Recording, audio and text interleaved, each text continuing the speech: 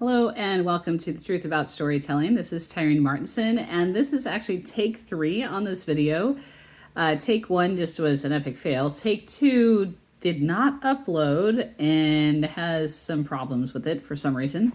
So this is take 3, and I am attempting to add a new episode per day this week and see how that goes.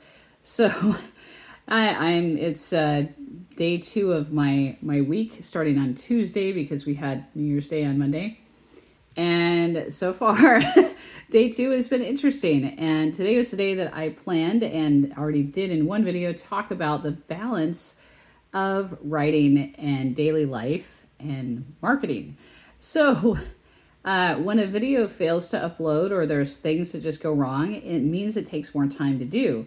And that means that it's harder to find that balance. Yet I am still striving to go ahead with my plans and to create new writing, to do revision, to do life, and to do one of these videos. So we're going to see how well this one uploads.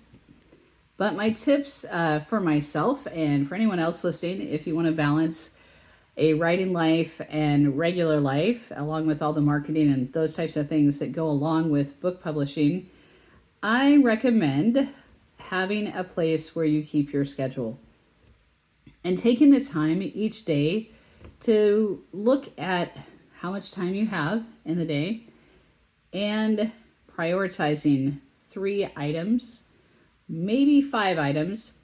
And then if you have other things you want to do, because I always have at least 20 things I brainstorm for what I could do today.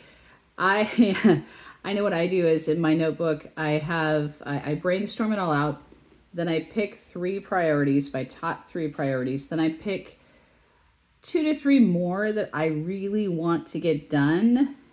And then I have a whole bunch of other things that I think would be nice to do. So that's kind of how I brainstorm. Then I pick out my top 3, and then I pick out another 2 to 3 that I consider my second priority level, and then I have the rest as bonus if I get this done kind of place kind of things. And in fact, some days it's an amazing feat just to get my top 3 priorities done.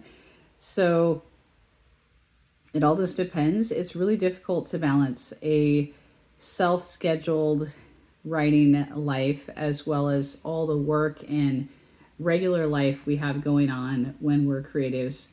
Even though I am incredibly blessed and I'm able to be at home most of the time and schedule out most of my work on my own schedule, I still struggle to balance all those things.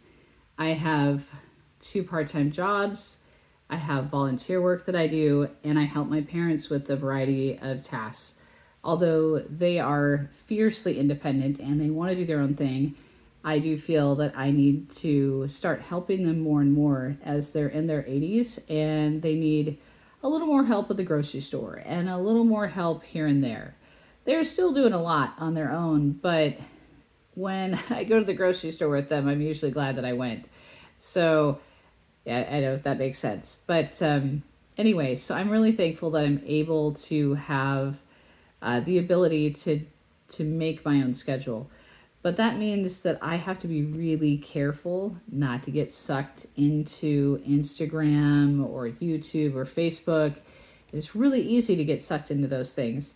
So I create timers for myself on my phone. My phone app has a wellness app, and I use that to keep track of my social media time, and it will just shut off on me if I'm on my phone too long on a particular app.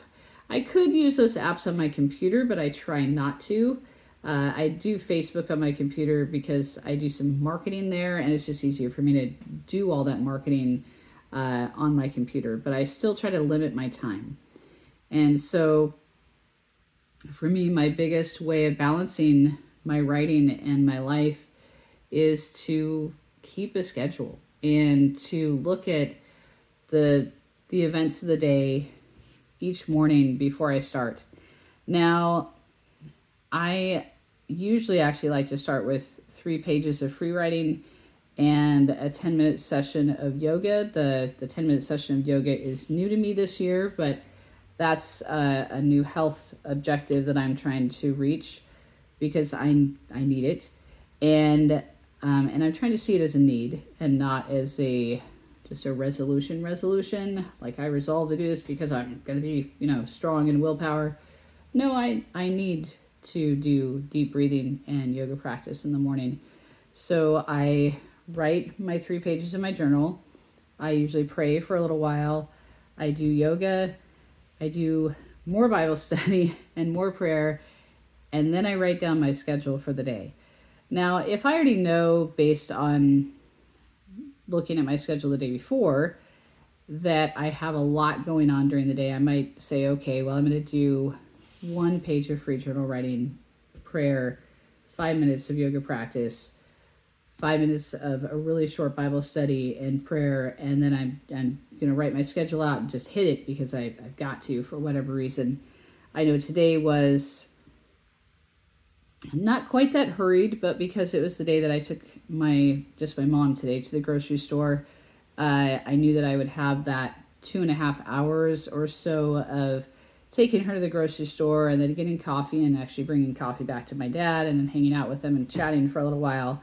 I knew that was going to take a chunk out of my writing day. And so I tried to plan around that. And I tried to do this video this morning before I left, but that's when the upload issues happened. So I'm redoing it today, right now, this afternoon, and I'm hoping it will upload well by this evening, or hopefully like faster than, an hour or two. But we'll see how it goes. I am fairly new to YouTube, and so each of these videos is like a brand new experiment. I am definitely in the process of learning, and I know I have a lot to learn. But I like learning. I like the process of discovery. And I know that even if I fail at something, even if I trip up, I really like the discovery process. It's part of the reason that I mainly write middle grade and young adult, because I think of those as age groups where you're really focused on discovery about the world around us. And so that's why I do write those things, although I am thinking about writing more for general readership, either towards the end of this year or beginning of next year. So some changes that I'm considering as I go along. And anyway, so for balancing writing and life, I recommend having a schedule. And that doesn't necessarily mean having one of those really fancy schedule books. I love those things. Honestly, I look at them every year and I'm like, oh, they're all so beautiful. I look at the aisle and I'm like, oh, I want to buy all of those fancy schedule books. But the reality is when I do buy them, I get about 1 month into them and then I throw them out. So those schedule books don't work for me. What does work for me is that I write in my journal every day. And so I keep my schedule in my journal. I have a special spot in the back of the journal where I keep certain priority tasks. And then the front of the journal has a table of contents to help me keep track of everything. And so, yeah, I write in here. I keep my schedule in here. I also keep my schedule on my phone because it definitely gives me alarms and lets me know, hey, you need to do this right now, or in a half an hour usually. I give myself some windows of time to get things done.